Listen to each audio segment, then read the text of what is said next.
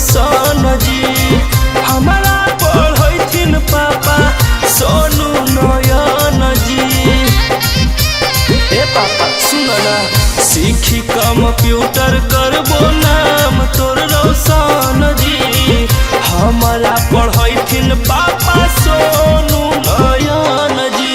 पूरा करी देबो तोर सपनावा नयन में करा दो एडमिशनमा मान जाना हमारो कहनावा नयन में करा दो एडमिशनमा।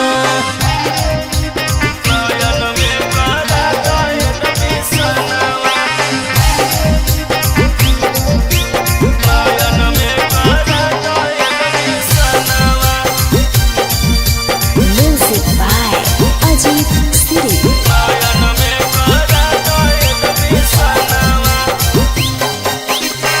दिले हो फिर राजू सर लड़का धमाका जी फिर नहीं मिल तो पापा ऐसन मौका जी ऐसन न मौका मिल तो पापा बार बार जी मान लो कहनवा पापा हमरो एक बार जी सुन पापा मान लो बचनवा नयन में करा दो एडमिशन।